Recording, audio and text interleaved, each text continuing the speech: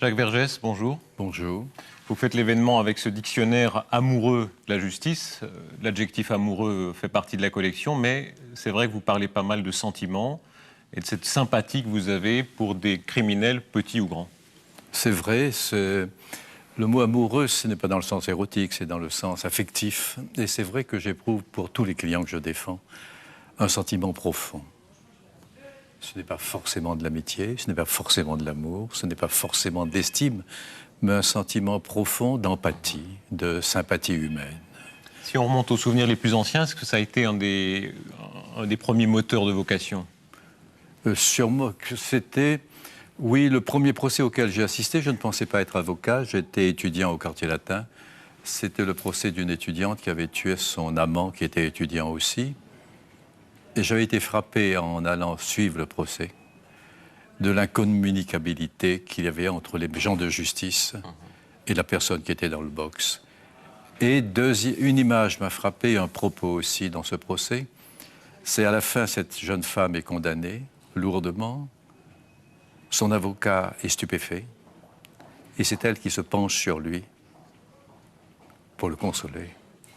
Et deuxièmement, une phrase de cet avocat, c'était Paul Baudet, où il s'adressait à la cour d'assises en disant « Ma longue carrière m'a appris à aimer tous ceux que je défends.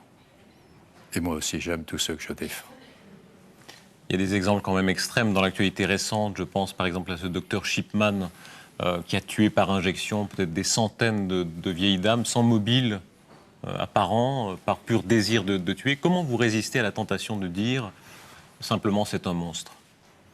Parce que, d'abord, je ne connais pas le dossier, mais deuxièmement, je pense qu'il n'y a pas de monstre. Il y a des êtres humains, incontestablement. Cet homme est un être humain, et c'est ce qui me fascine, et c'est ce qui fascine tous les auteurs de romans, d'ailleurs. On se dit, il a deux yeux comme moi, deux mains, un sexe aussi, un cœur aussi. Et comment est-il arrivé à faire cela? Et c'est lui qui nous pose des questions, non pas sur lui seulement, mais sur nous-mêmes. Et c'est la raison pour laquelle, dans tous les romans que vous lisez, dans toutes les pièces de théâtre, dans tous les films, le personnage qui nous interroge sur nous-mêmes, c'est celui qui est en infraction. Avec la victime, on ne néglige pas la victime, on partage sa peine, mais la victime ne nous pose aucune question sur nous.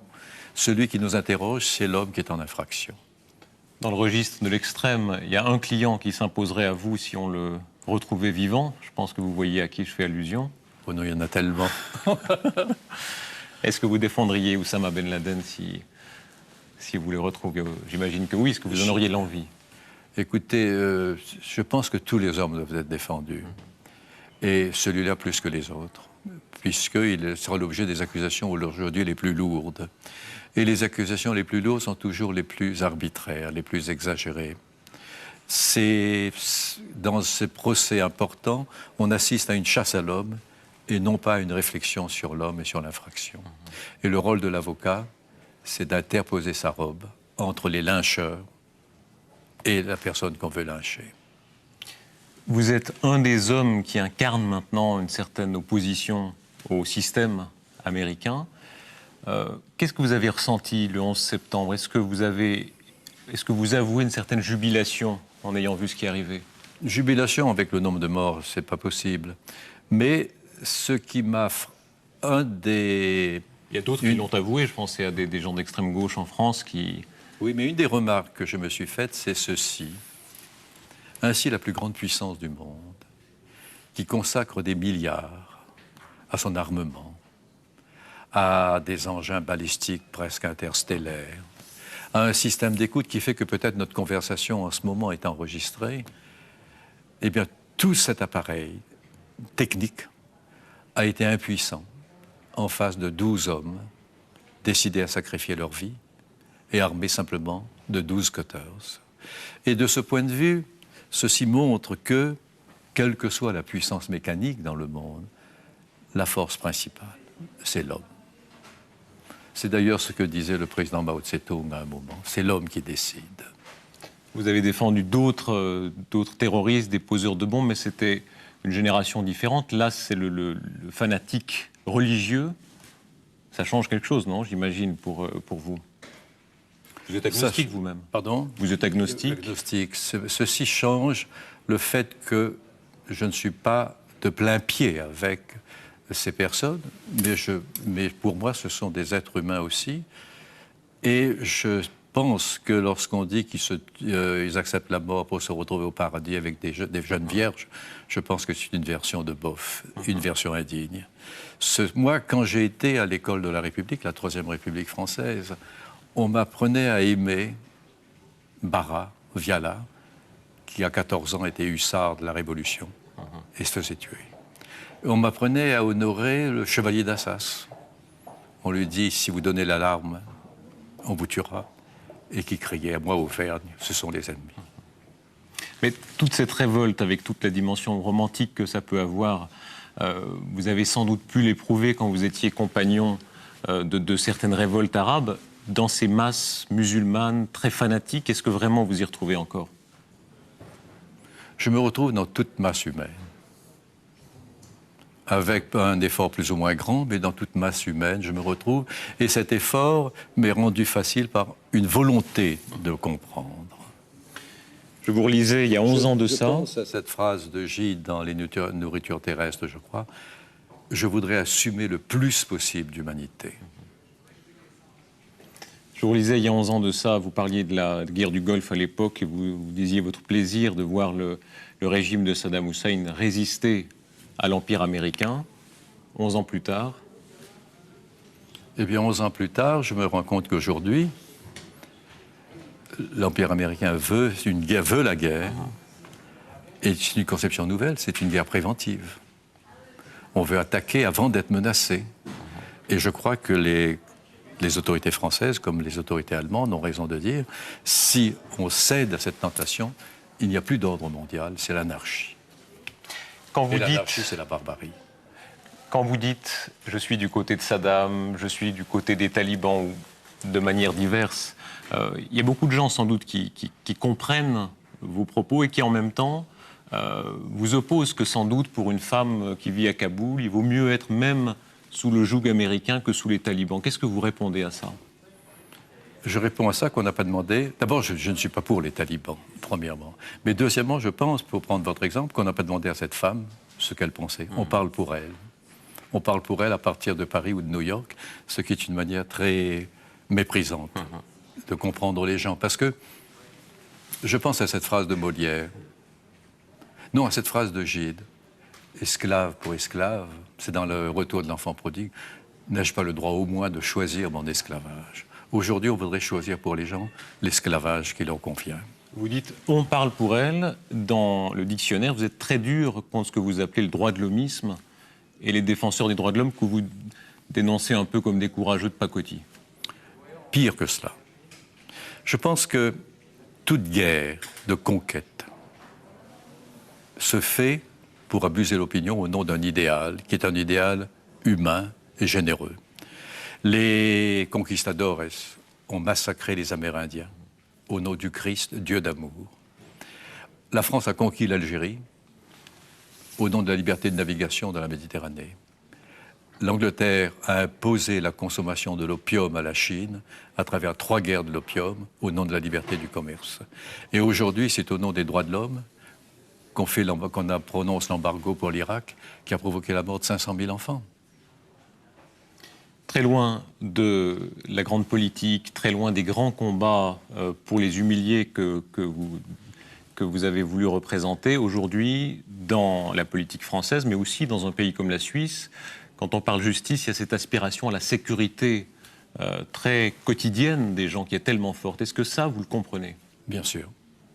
Bien sûr, je le Comme comprends. une révolte d'humiliés aussi, en tout cas de petites gens. Je comprends surtout ces problèmes de sécurité qui se posent surtout pour les petites gens. Ce n'est pas dans une avenue Victor Hugo qu'on dépouille une vieille dame de son sac. Chaque semaine qui passe à peu près, vous avez droit à un portrait de vous dans la grande presse. Cette fois-ci, c'est un journal allemand qui titre « Le maître et ses monstres », avec toujours tout l'appareil sulfureux qu'on vous attribue. Est-ce qu'il vous est arrivé de surjouer ça? Non, Ça vous a servi, Avec quand la même. manière dont la presse tente à donner aux gens une image réductrice, on n'a pas besoin de surjouer. La presse surjoue et surjoue pour nous. Mais en même temps, dans ce journal allemand dont vous parlez, dans le Spiegel, il note ceci: en France, on aime bien les gens qui disent merde à l'establishment. Ce côté Méphisto, évidemment, il y a de l'agitation médiatique, mais c'est aussi une réalité de haine que vous avez pu susciter. Je pense par exemple au procès Barbie, où il y avait vraiment un déchaînement de colère contre vous. Est-ce que physiquement, dans ces cas-là, vous avez eu peur? La peur physique, je ne connais pas la peur physique. Ce n'est pas une qualité, c'est peut-être un manque.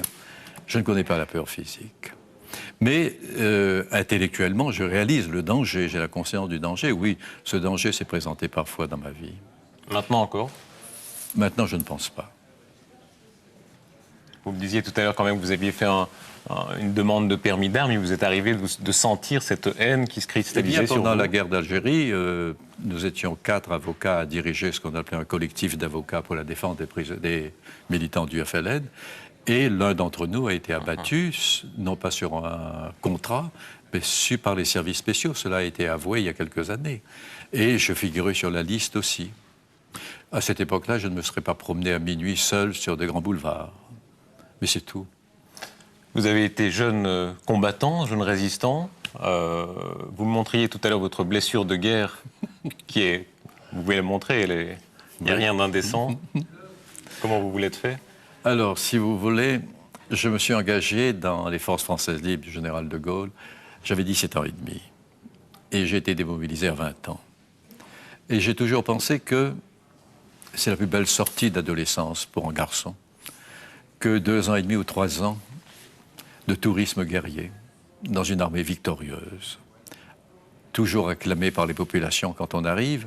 Et je sais que cette manière de voir la guerre est un peu choquante pour beaucoup, qui tendent vers le misérabilisme. Mais je pense au vers d'Apollinaire, « Mon Dieu, que la guerre est jolie ». Et c'est vrai que j'ai été blessé, entre guillemets. Je dis souvent, si j'avais sauté sur une mine et que j'avais été castré, on dirait de moi que je suis un héros alors que je serais un homme diminué et que ma parole serait moins objective. En fait, je suis revenu, les dieux veillent sur moi sans doute, je suis revenu intact, sauf, vous l'avez remarqué, une petite blessure que j'ai à l'index, parce que dans l'armée française, dans la 10e division d'infanterie de Paris, avant de débarquer à l'île d'Oléron, nous avions bivouaqué au bord de la Seudre, à Marennes, célèbre pour ses huîtres. Et c'est en mangeant des huîtres avec gourmandise, en les ouvrant avec un canif de l'armée, que je me suis refermé le canif sur le doigt et que ainsi j'ai eu une blessure de guerre.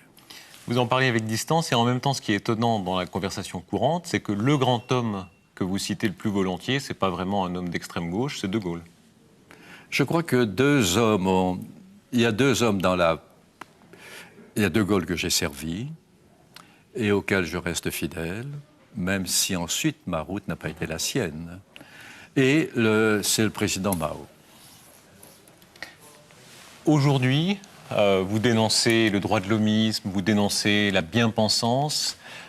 Est-ce que souvent vous ne vous retrouvez pas plus proche de gens de droite ou d'extrême droite, sinon dans l'idée, en tout cas simplement dans le plaisir de la controverse? Dans ma vie, j'ai pu prendre des positions très engagées, que d'aucuns qualifieront d'extrêmes. Mais je n'ai jamais sous-estimé l'adversaire. J'ai toujours essayé de le comprendre. Et pendant la guerre d'Algérie, par exemple, plaidant devant des tribunaux militaires, en face d'officiers qui revenaient du Djebel, je comprenais très bien à quel point je pouvais les choquer parce que je les comprenais. Quand j'engageais des batailles de procédure subtiles, eux devaient se dire, mais enfin, qu'est-ce que c'est que cette mascarade? Eux ne me comprenaient pas. Ils me prenaient pour un mercenaire ou un cynique, ce qui n'est pas le cas. Et donc j'avais cet avantage sur eux. Et au palais de justice à Paris, je l'ai toujours dit, et ceci choque les sectaires, parce que nous vivons une époque de sectarisme. Les 2 maîtres que je me reconnais, l'un s'appelait Isorni. J'ai été à son enterrement à Saint-Pierre-du-Gros-Caillou, et l'autre s'appelait Tixier-Vignancourt. J'ai été à son enterrement à Saint-Nicolas-du-Chardonnay. Les 2 sont aux antipodes de ma pensée et de mes positions. Mais tous les 2 étaient de grands avocats, et tous les 2 savait apprécier l'autre aussi, avait une très grande largeur d'esprit. Je vous donne un exemple. Je suis traduit en début 60 devant le Conseil de l'Ordre à Paris, à la demande du gouvernement, pour offense à magistrat et d'autres bêtises. Je termine, l'audience est terminée, je vais déposer ma robe au vestiaire. De l'autre côté du couloir arrive Isorni et les accusés de l'Algérie française. Isorni a éprouvé le besoin, devant ses clients, de me serrer la main et de me dire « Ne cédez pas. L'honneur du barreau est entre vos mains aujourd'hui. » Et je m'évertue à dire à mes amis qu'il nous faudra tous les deux du regard en ce moment, qu'ils auraient tort de se réjouir de ce qui vous arrive. Nous allons payer ce précédent au triple. Un mois après, j'étais suspendu 1 an. 1 an après, il était suspendu 3 ans. Il était prophète. Vous avez prononcé le mot choqué tout à l'heure. Vous savez qu'en Suisse, vous avez eu l'occasion de le faire ici même au téléjournal quand vous avez lancé un appel. Je le regrette. Vous le regrettez déjà. Vous n'avez pas été entendu d'ailleurs. Je regrette d'avoir choqué. Mais pas le Conseil, qui était de ne pas adhérer à l'ONU à l'époque. Eh bien, je vous dirais que là-dessus, c'est le conseil d'un ami. Un ami qui n'est pas très au courant, peut-être un peu indiscret. Mais la Suisse, pour beaucoup de gens dans le monde, représente un espèce d'îlot de prospérité et de paix. Et je me disais, et ça me faisait penser à ce proverbe populaire, pour vivre heureux, vivons cachés. Et je me disais, mais pourquoi ce petit pays si prospère veut-il entrer dans ce concert des grands où règne le cynisme? Mais vous vous rendez compte que là, par exemple, vous êtes plus près d'une vision un peu de droite, une petite Suisse qui est un réduit bancaire et hors du monde, qu'une vision telle que la gauche, là, dans notre pays. Oui, mais... Ça arrive souvent. Ça m'arrive, oui, parce que je ne suis pas du tout sectaire. Et ce n'est pas parce qu'une opinion est de gauche qu'elle est forcément juste. Ce n'est pas parce qu'une opinion est de droite qu'elle est forcément erronée. Dans votre réserve d'anecdotes sur ces gens très différents de vous-même que vous avez eu l'occasion de fréquenter, il y a cet inspecteur de la police politique française qui est devenu, sinon un ami, en tout cas un client. Oui, un jour je reçois la visite d'un inspecteur des renseignements généraux qui me dit « Maître, je vous ai demandé un rendez-vous parce que je sens que je vais être inculpé. Inculpé d'une chose que je n'ai pas faite mais qui est très grave. Accepteriez-vous d'être, dans ce cas, mon avocat ?» Je lui dis « Oui. » Et je lui dis « Mais je voudrais que vous posiez quand même une question. Pourquoi moi ?» Il me dit « Pourquoi vous ? Parce que je vous connais. » Je lui dis « Mais d'où me connaissez-vous » Il me dit « J'ai écouté vos conversations au téléphone. J'ai ouvert votre courrier. Je vous ai suivi dans la rue le jour, le soir et même la nuit. J'ai appris à vous connaître et de cette connaissance, j'ai appris à vous faire confiance. Et pour moi, c'était le plus beau des compliments. » Jacques Vergès, vous êtes maintenant un vieux monsieur. Ça arrive à tout le monde. Hélas. Même si vous ne les faites pas, vous avez 77 ans. Hélas. Vous qui admirez tellement, c'est très frappant dans ce livre, parmi d'autres, mais enfin les grands héros révolutionnaires, les héros qui meurent jeunes, Saint-Just, etc. Est-ce que c'est difficile de vieillir ? Non, parce que je ne me sens pas vieillir. Je me sens encore un gamin. Et souvent les gens me disent que je suis un gamin, et au lieu de prendre ça comme une critique, je le prends comme un compliment. À l'heure, on n'en est pas encore là, mais enfin des bilans, des retours sur une vie, il y a ce fameux trou dans votre biographie, c'est 7 années, 8 années. Plus de 8, oui. Où vous avez entièrement disparu de la circulation. Pas entièrement, je circulais dans d'autres régions. C'est votre part de mystère, ça fait beaucoup. Est-ce que c'est un mystère que vous allez emporter avec vous ? Est-ce que vous en avez fait l'aveu au moins à quelques personnes ? Non, je n'avoue jamais. Et ceci me fait penser, j'ai aucun rapport avec lui, mais ça me fait penser à cette phrase d'un condamné à mort. C'était le docteur Petiot, défendu par Floriot. Et Petiot, vous savez, était accusé d'avoir proposé à des Juifs en particulier de les faire sortir de France, à condition, et en leur disant « Venez chez moi, apportez seulement ce que vous avez de plus précieux. » Un petit cabas avec les valeurs et les bijoux. Et il les aurait tués à ce moment-là, il gardait les valeurs, gardait les valises. Et Floriot, au pied de la guillotine, lui dit « Mais dites-moi votre secret. » Et il répond « Maître, je suis un voyageur qui part avec ses bagages. » Sur ces 8 années de disparition, il y a eu beaucoup d'hypothèses, il y a eu un grand amour, Agent politique de Pol Pot, quoi d'autre? On m'a vu au Yémen aussi, on m'a vu en Égypte. Oui. Qu'est-ce que vous avez préféré dans cet éventail? Oh, toutes les hypothèses me font plaisir. Aussi bien l'amour que le combat. Vous avez des enfants, je crois 3 enfants. Oui. Est-ce qu'à eux, vous avez légué ce secret-là ou... Non, non. Donc c'est vraiment, vous en êtes le seul détenteur. Non. Je vivais pas, Avec vos camarades de l'aventure. Je ne vivais pas sur la planète Mars, il y a d'autres personnes, mais qui apparemment sont très discrètes aussi. Jacques Vergès, les gens qui vous aiment ou les gens qui vous détestent vous reconnaissent généralement une qualité, c'est l'intelligence, une intelligence très mobile. Mais c'est très difficile d'être intelligent tout le temps. Est-ce qu'il vous arrive de vous dire « Ah, j'ai été bête, j'ai écrit une platitude, j'ai fait une bêtise ». Oui, ça arrive à tout le monde. Exemple. Si je disais non, ça serait la marque d'un esprit imbécile. Mais par exemple, un jour, je plaidais dans une affaire de mœurs. Et je pensais que les données un peu sordides de l'affaire pouvaient être désagréablement ressenties par des femmes. Et donc, j'avais récusé 2 femmes jurées. Et à la suspension d'audience, une de ces femmes est venue avec un livre de moi en me demandant de le lui dédicacer. Donc, à ce moment-là, je me suis dit, Jacques, tu es un imbécile.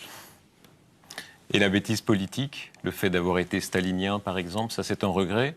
Non, sûrement pas. À l'époque, donc j'avais fait 3 ans de France libre, j'étais démobilisé, et la France était engagée dans une série de guerres de reconquête coloniale. Ce sont des guerres qui ne sont pas jolies, et j'étais contre ces guerres de reconquête. Et le parti qui luttait contre cela en France, c'était le Parti communiste français. Peut-être pas avec l'énergie que j'aurais souhaité, mais qui luttait contre. Et donc j'ai adhéré au Parti communiste français à ce moment-là, et je l'ai quitté 11 ans après, en 1957, pendant la bataille d'Alger, parce que là, j'entendais m'engager dans cette défense, plus que la tactique du PCF ne me l'aurait permis. On le disait, une des hypothèses sur votre disparition mystérieuse, c'était le compagnon d'armes de Pol Pot. Quoi qu'il en soit, vous avez été en tout cas son compagnon d'études. Vous avez vu ces images terribles où il meurt un peu comme un chien brûlé sur des vieux pneus. Quel sentiment ça vous a laissé? Ça me fait penser à... C'est un sentiment du sentiment tragique, un sens tragique de la vie. Et c'est ce qui me remémore cette phrase de Napoléon. La politique, c'est le nom moderne de la tragédie. Effectivement, c'est une tragédie. Jacques Vergès, il faut conclure là où vous commencez le livre en citant un des grands hommes de votre vie, c'est Mao, qui dit, je crois, l'amour est toujours subversif. Oui, je le crois. C'est pour ça que tous les grands passionnés sont subversifs, je pense. Jacques Vergès, il y a une photo de vous où vous êtes très beau. Je ne sais pas si vous voyez laquelle. Non. Non? C'est la photo où vous êtes tout petit garçon avec votre maman vietnamienne. Oui. Hein. En revoyant cette photo aujourd'hui, quel sentiment vous exprimez? Quel sentiment? Un sentiment de bonheur. J'ai toujours été un homme heureux. J'ai toujours cédé aux caprices de mon cœur. Ça aurait pu mal tourner. Sans doute une providence veille sur les chenapans. Ça n'a jamais mal tourné. Alors au bout du compte, je me dis, j'ai joué, j'ai gagné. C'est merveilleux. Merci Jacques Vergès.